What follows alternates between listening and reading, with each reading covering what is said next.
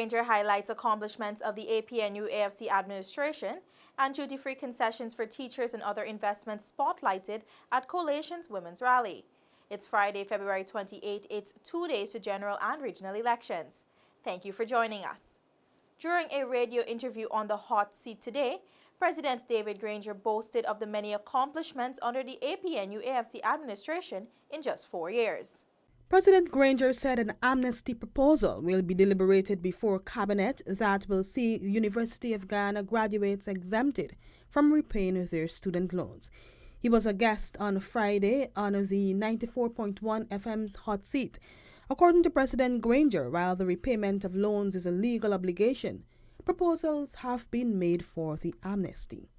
Some people will be brought before Cabinet to grant an amnesty so that they'll be allowed to enjoy the benefits of free education by not having to pay the money for which they're indebted. So once the revenues start to flow, yes, we can consider the amnesty, and I can assure you that it will be favorably considered by the Cabinet.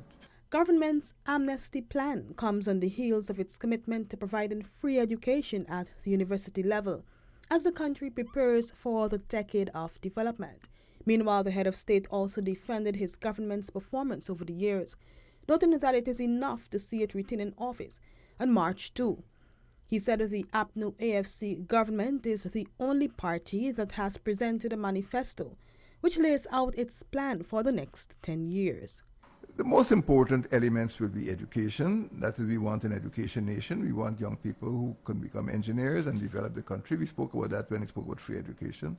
That's an important pillar of this of the plan for the decade of development. We want to end unemployment for young people. There are too many young people who've dropped out of schools, what they call the NEETs, not in employment, not education or training. We want to reduce or even eliminate youth unemployment. Third, we want to have a more equal society. Right now, very poor people are children of poor people, and their children tend to be poor as well. I call it hereditary poverty, and poor people cannot enjoy equal access to justice, to education, to a good life. The president made a call for all to make their mark on E-Day and re-elect the coalition to office. We should re-elect the APNU-AFC because we are the party with a vision, we are the party with a manifesto, we are the party that will take Guyana over the next 10 years to ensure that development touches every Guyanese citizen. We're the party that looks after the future, looks after your children and your grandchildren. We're the party that will safely handle petroleum revenue, make our country safe, build happy families, and ensure that Guyana joins proudly the developed countries of the world. For InfoHub, Alexis Rodney. More duty-free concessions for teachers, maternal debts reduced by 75%, and other investments in women were highlighted at the Coalition Women's Rally held on Thursday evening at the parade ground.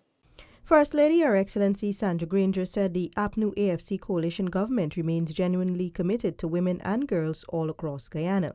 I'm telling you, this government has slow and steady hands.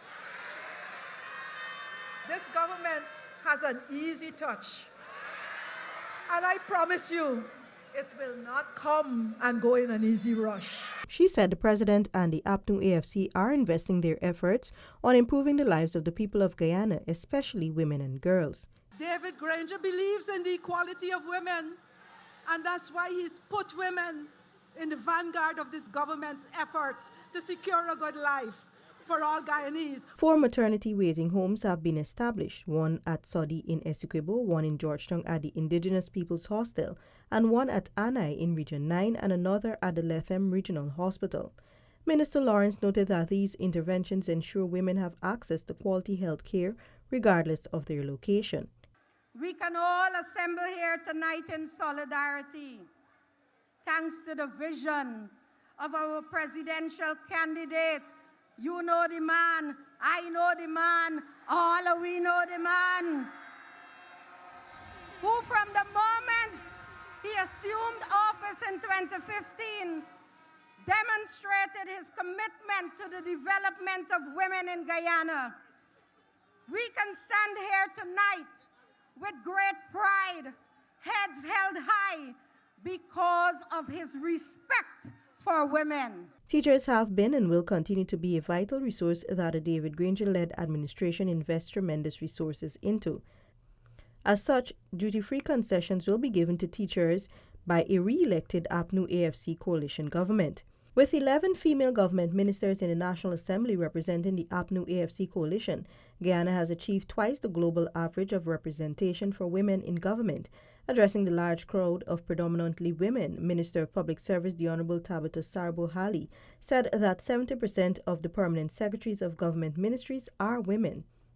The APNU-AFC coalition, when re-elected, will increase opportunities for youth.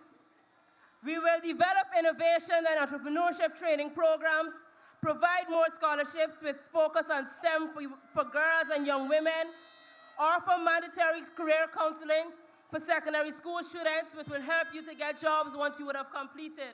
Women have opportunities like never before under this coalition government. This is according to Kamal Prasad, former deputy mayor of the Bartica Township and APNU AFC candidate. The Alliance for Change member emphasized to the mammoth crowd of mainly women gathered at the parade ground on Thursday the initiative set up to ensure women and girls are protected and empowered. Some of these initiatives and programs Prasad highlighted include SLED and HAZE. These programs have a high success rate and provide funding to hinterland and coastal youth and women for entrepreneurship and growth. And we will continue to invest in women because we know that money spent on women is money well spent.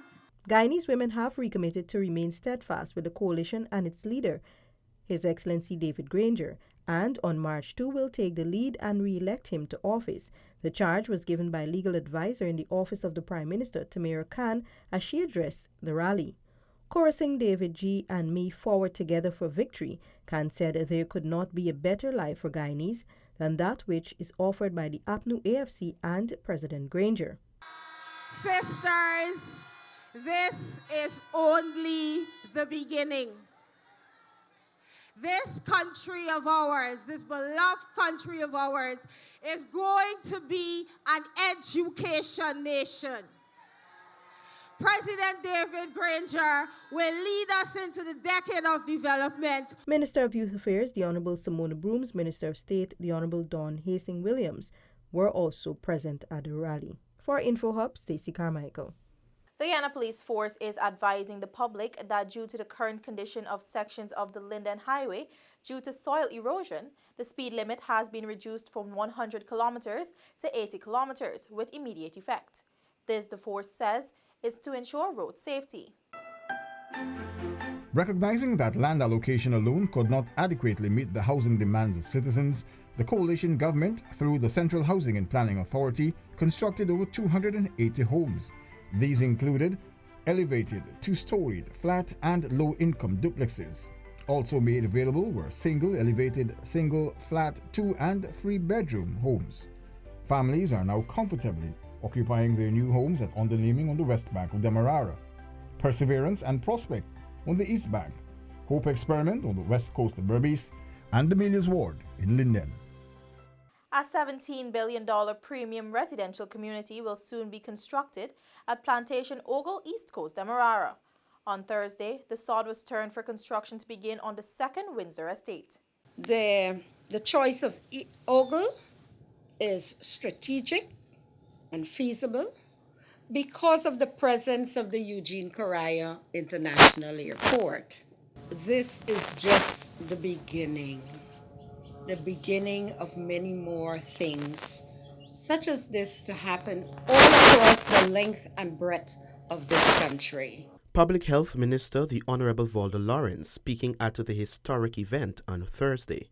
The establishment of the residential community is being realized through a partnership between the project's developers, Navigant Builders Incorporated, and the National Industrial and Commercial Investments Limited, NISIL, with support from the government. The project will mirror similar features to the Windsor estate at Providence East Bank.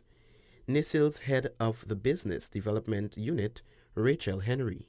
The Windsor Estates East Coast Development Project will feature very modern design homes, commercial zone to include banks, medical facilities, a shopping area, and exquisite restaurants. The director of Navigant envisages a very mode-alive environment. As such, patrons can expect swimming pools, multiple tennis courts, a basketball court, a 7,500 square feet clubhouse equipped with game room, kids video game room, large screen movie room with theater seating, and a gymnasium. Mark Thomas, representing Navigant Builders on behalf of its CEO Donny Saw, said the project is expected to be a hallmark and cornerstone in Guyana's progressive development. For InfoHub, I am Kellen Rover. When the news returns, political parties signed GCOM's Code of Conduct and Mahina Police Outpost commissioned. Details of these stories and more after the break. Stay with us.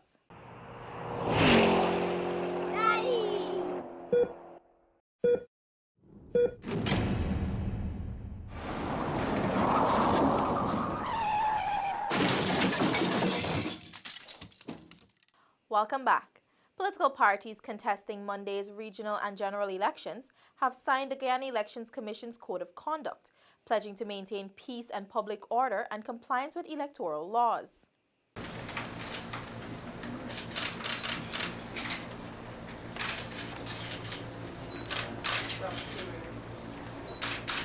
Signing on behalf of their parties, the two largest parties contesting the elections were President David Granger for their Partnership for National Unity, Alliance for Change APNU-AFC Coalition, and Irfan Ali for the People's Progressive Party PPP. Parties absent from Friday's signing were the Federal United Party and Organisation for the Victory of the People. Speaking before the signing, GCOM's Chair Claudette Singh urged that peace be maintained throughout the process and the days following. It is indeed refreshing to note that many of our political parties have readily consented to abide by the principles embodied in the Code by their presence here this afternoon. I would urge all parties to adopt a responsible approach in an effort to ensure that in the days leading to elections, during the campaigns, that there be free of hate speeches, incitement, and provocation. The GCOM chair said that the notice was sent out late, therefore the absence of any party from the signing is not an indication that they will not adhere to the code. Felicia Valenzuela, InfoHub. More investment in public security with commissioning of the Mahina Police Outpost today. As part of the Citizen Security Program within the Public Security Ministry, a $3 million investment has led to the successful rehabilitation of the number 10 police outpost at the Hoop, Mahina. Minister of Public Security, the Honorable Kemraj Ramjatan, during the commissioning ceremony, outlined the genesis of the project. Decrepit buildings and surroundings create an environment in which you're not going to get the quality of services from the policemen. And it was important then that we started the allocations of monies for these projects. Some of these projects have resulted in a transformation of police outposts and stations at Mabaruma, Port Kaituma, Lagrange, Cane Grove, Mibikuri, Isano, Anai, Aishalton, Mackenzie, and Kokwani. Minister Ramjatan lauded one of the key characteristics of the police outpost. These improvements in our police stations are going to make them a lot more victim-centered. At least victims of crime can run to a police station that is here and say, well, this is what happened to me, and of course the responses that we're going to get from the police. We would want immediate responses, especially dependent on the gravity of the situation.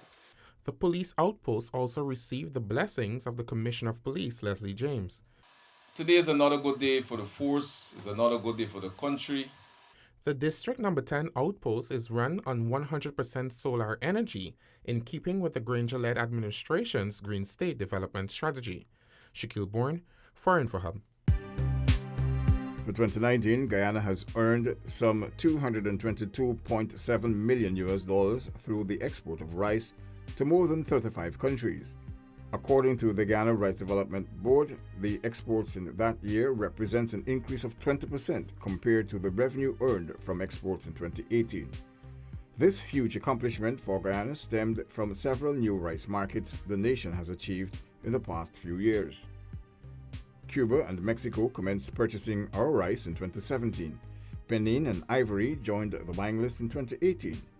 This did not end there, as 2019 also saw several European countries adding to our purchase list, including Croatia and Romania. Over 526,000 tons of paddy, rice, and rice byproducts were exported in 2019, compared with 412 tons in 2018, an increase of 12%.